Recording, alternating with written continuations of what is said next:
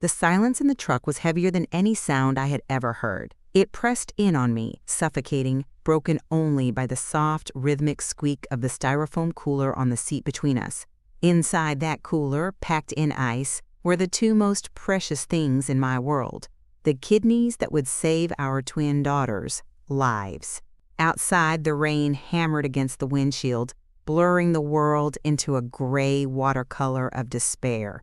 My husband, John, gripped the steering wheel, his knuckles white. He hadn't spoken a word since we left the hospital, not when the doctors told us the transplant was the girls' only chance, not when the tests came back confirming I was a perfect match for both of them, and not when I signed the consent forms, agreeing to a surgery that would leave me scarred and weakened, but would give our children a future. I finally couldn't take the silence anymore. "John, please," I whispered, my voice trembling. "Talk to me." He turned his head slowly, and the look in his eyes, it wasn't concern. It wasn't fear for me or for our girls. It was a cold, bottomless contempt. "I should have known," he said, his voice a low, gravelly rumble of pure resentment. "I should have known even your insides would be a disappointment." The words struck me with the force of a physical blow. I recoiled as if he'd slapped me. "What are you talking about?" "This," he spat, gesturing vaguely towards the cooler, towards the hospital we just left. "All of this. The weak children, the endless medical bills, the fact that you couldn't even give me a healthy son. You're a failure, Sarah. You've been a failure since the day they were born." He turned his gaze back to the road, accelerating the truck. We were heading into the mountains, towards the specialized transplant center 4 hours away. But suddenly he swerved, turning off the main highway onto a dark, deserted logging road.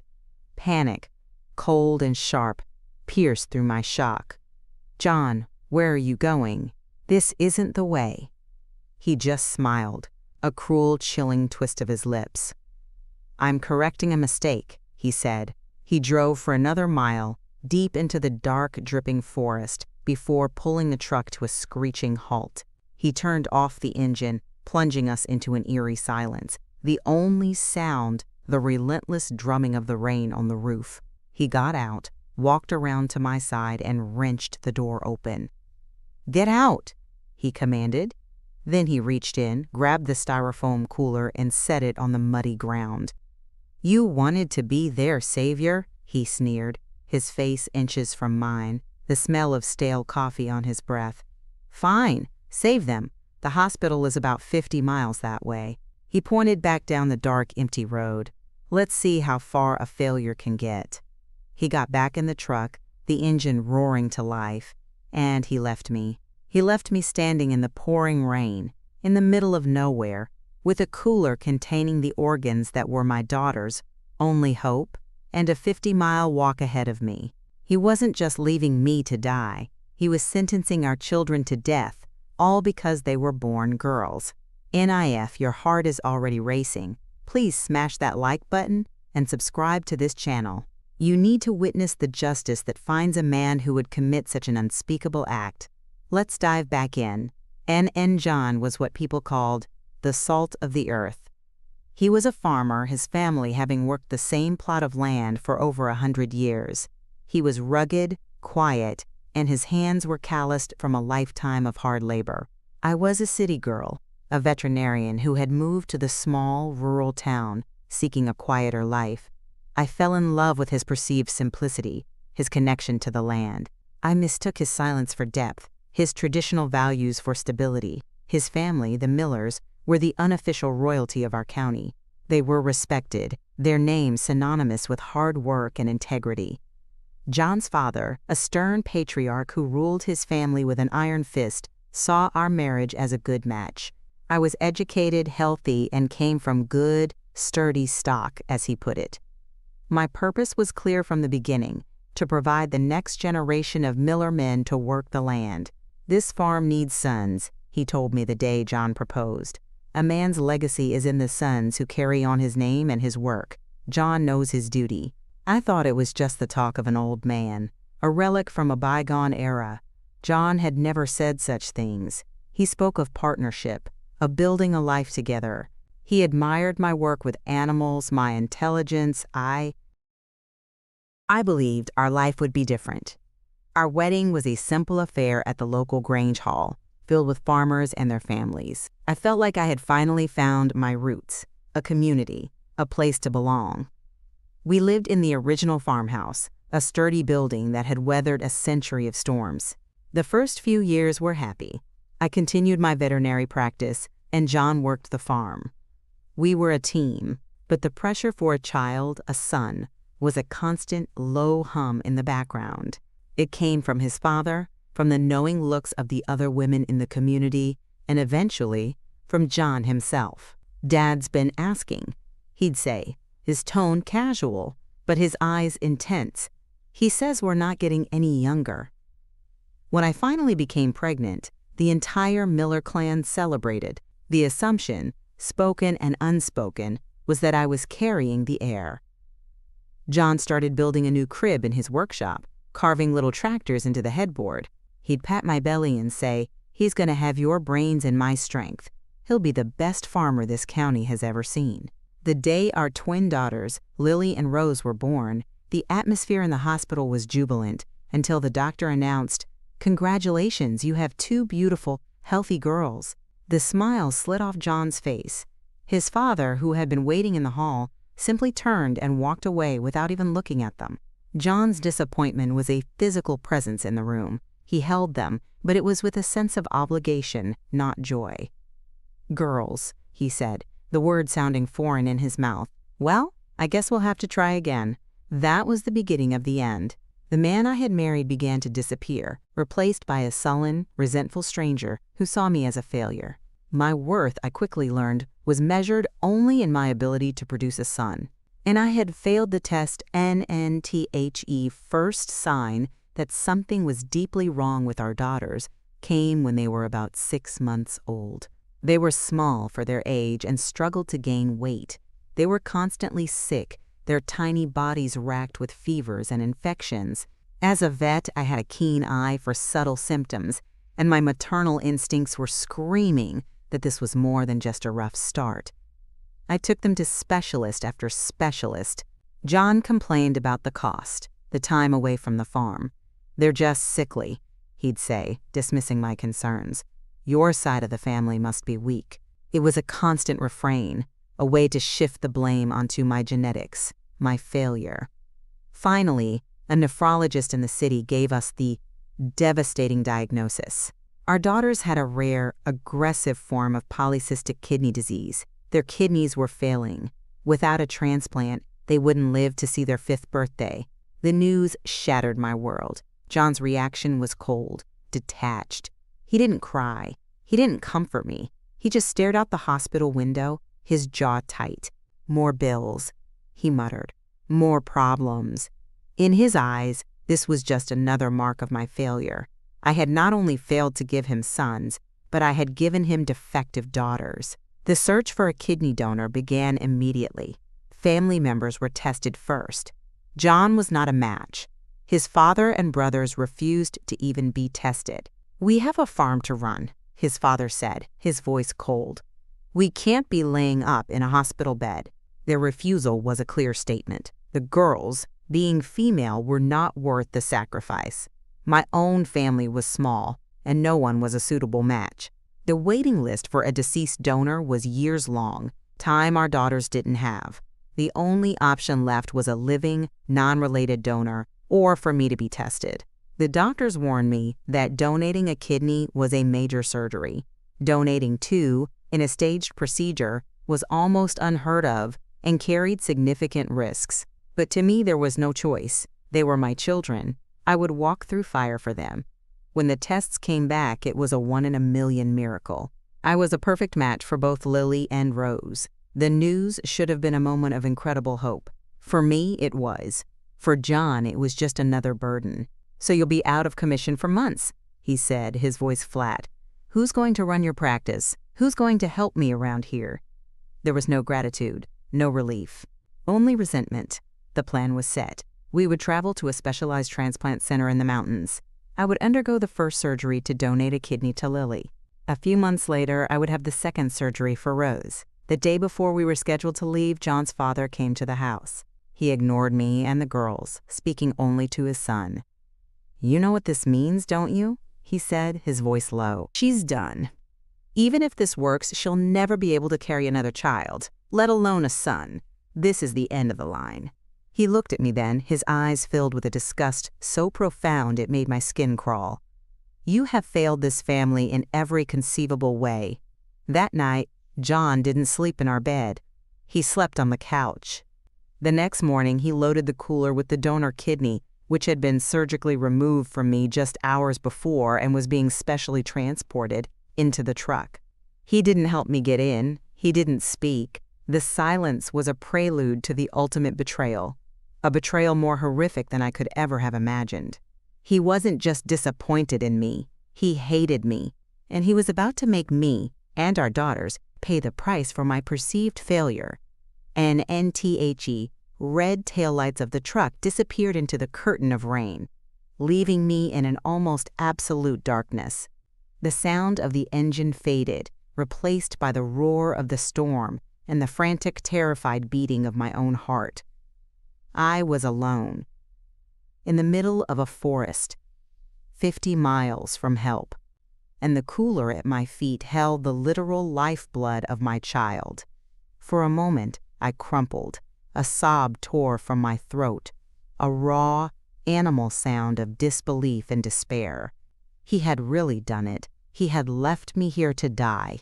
He had sentenced our daughter to death. The sheer evil of it was incomprehensible. But then, I looked at the white styrofoam cooler. Inside was a part of me that was destined for Lily. I thought of her small, pale face in the hospital bed, her breathing shallow, her body weak. I thought of Rose, waiting for her turn, her sister's life depending on this journey. My despair curdled into a white-hot rage. He would not win. This would not be how our story ended. I was a mother. I was a survivor. And I had a job to do. The first step was agony. I was fresh from major surgery, my abdomen a roadmap of stitches and searing pain. Every movement was a fresh wave of nausea. But I picked up the cooler. It was light, but it felt like it weighed 1,000 pounds. I started walking. The logging road was a river of mud. My hospital-issued slippers were sucked off my feet within the first 100 yards. I walked barefoot, the sharp gravel and cold mud tearing at my skin. The rain soaked through my thin hospital gown, chilling me to the bone. I had no phone, no light, no way to call for help. My only guide was the faint outline of the road, my only motivation the precious cargo I carried. I talked to my daughters as I walked. I whispered their names into the storm. "I'm coming, Lily. Mommy's coming. I won't let you down. I'm coming, Rose. Be strong for your sister." They were my mantra, the rhythm that kept my feet moving, one agonizing step after another. Hours passed. The darkness was absolute. The pain in my abdomen was a constant screaming fire. I was getting weaker, dizzier. I stumbled and fell, the cooler flying from my hands and landing in a puddle. Panic seized me. I crawled to it, my hands shaking, and checked the lid. It was secure. The ice inside was still frozen. I sobbed with relief and pushed myself back to my feet. I didn't know how long I had been walking. Time had lost all meaning. It was just pain, rain, and the names of my daughters. I was starting to hallucinate, seeing the headlights of John's truck in the trees, hearing his voice in the wind, calling me a failure. I was dying. I knew it. My body was shutting down. I fell again, this time too weak to get up. I lay in the mud, the cooler clutched to my chest, my body shaking uncontrollably. This is it, I thought. I failed them, just as he said. And then, through the relentless drumming of the rain, I saw it. A light, a real light. It was faint, flickering, far down the road. It wasn't a hallucination. It was a single, solitary light bulb, glowing like a star in the oppressive darkness. It was a house. Hope, fierce and desperate, surged through me. It gave me the last ounce of strength I possessed. I crawled. I dragged myself, and the cooler through the mud, my eyes fixed on that light.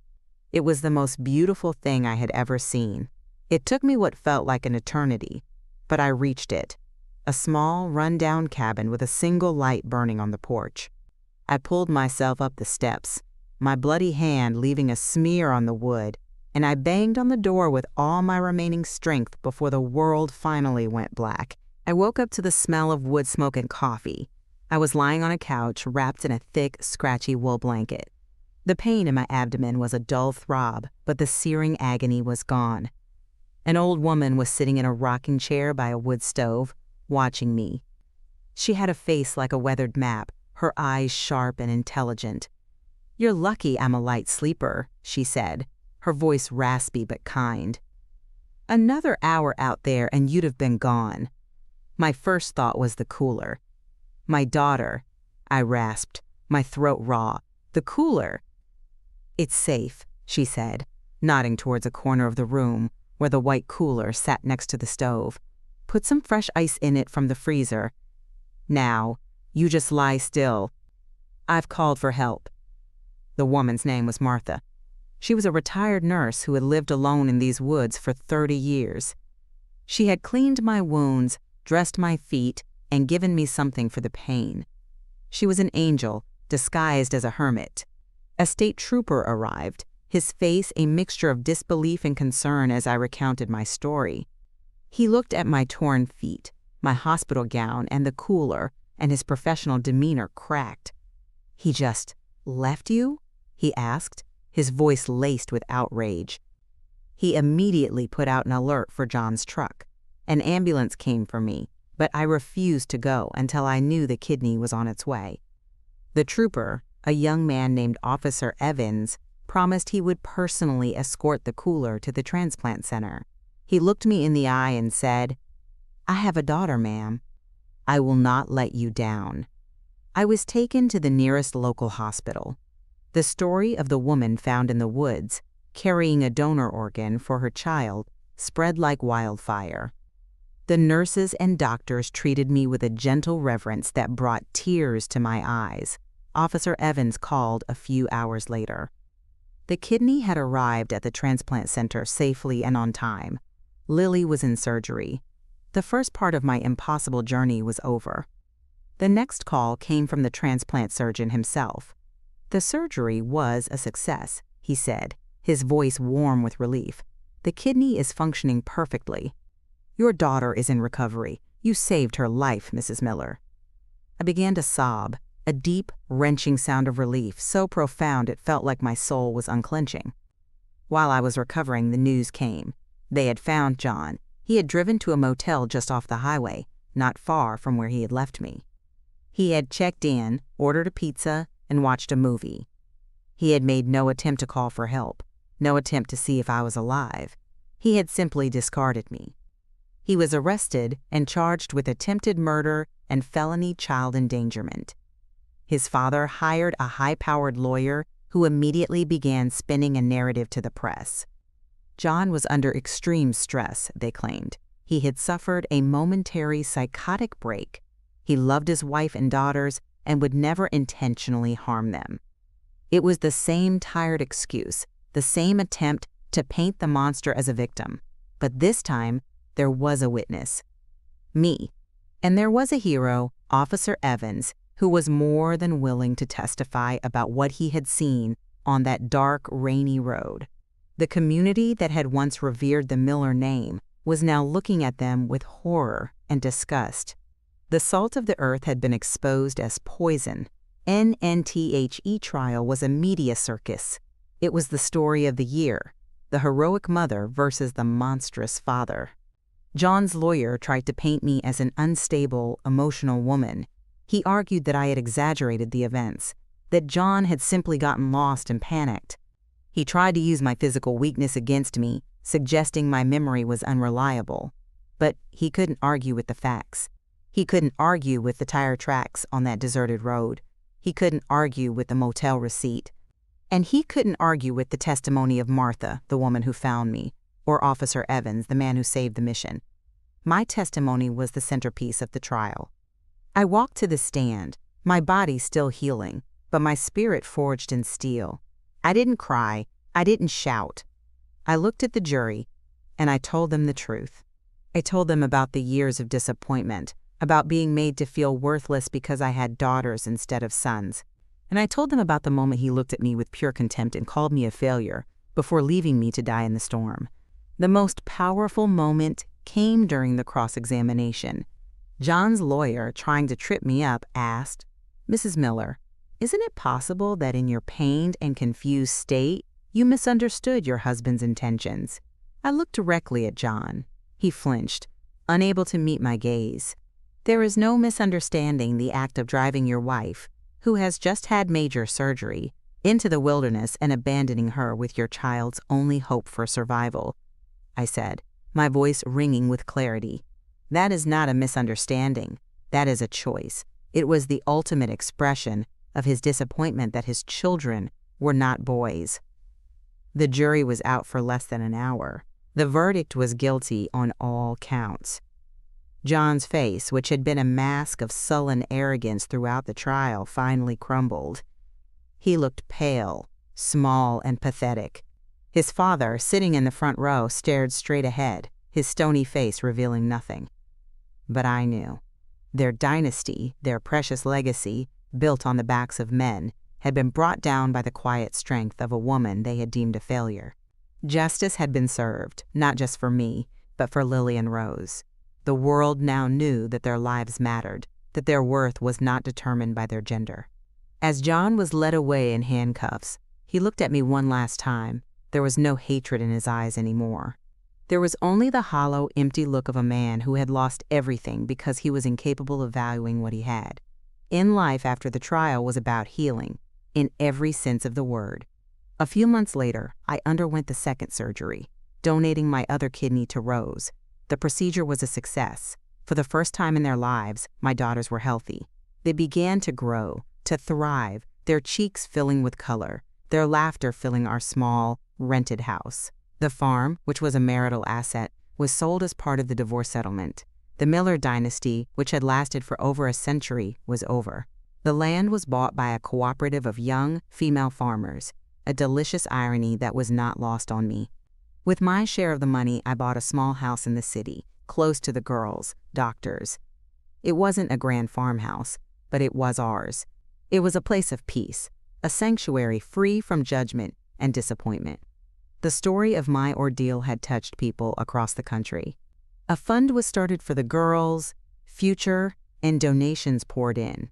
I received letters from women all over the world, sharing their own stories of being made to feel less than. I realized my story was not just my own. It was the story of countless women whose worth had been questioned. I went back to school and got a degree in counseling. I opened a small, nonprofit practice dedicated to helping women and families navigating the emotional toll of chronic illness and patriarchal family structures. I used my pain to help others find their strength. My daughters grew into incredible young women. Lily, with my kidney, became a fierce advocate for organ donation, a brilliant public speaker. Rose, with my other kidney, became a gifted artist, her paintings full of life and vibrant color. They were my walking, breathing miracles, my two halves living outside my body. They knew their story, they knew what their father had done, and they knew what I had done to save them. It wasn't a source of shame, it was the foundation of their incredible strength. They knew their worth was infinite and had nothing to do with their gender. And one evening, years later, I was sitting with Lily and Rose, now vibrant teenagers, looking through old photo albums. We came across a picture of me and John from our wedding day. We looked so young, so hopeful. Rose traced the outline of her father's face with her finger. "Do you ever miss him?" she asked softly. I looked at the picture, at the man I thought I knew, the man who had promised me a life of partnership and had given me a prison of disappointment. Then I looked at my daughters, their faces bright with intelligence and life, their futures limitless. "I don't miss him," I said honestly, because the man I thought I married never really existed. He was a fantasy. And the man he turned out to be, he was a stranger who taught me a very hard lesson. "What lesson?" Lily asked, her eyes, so much like my own, fixed on my face. He taught me that some people will try to measure your worth by their own shallow standards, I said, closing the album. He measured my worth in sons. He called me a failure because I gave him daughters. But he was the one who failed. He failed to see that a child's value isn't in their gender, but in their heart. He failed to see that a family's strength isn't in a name, but in its love.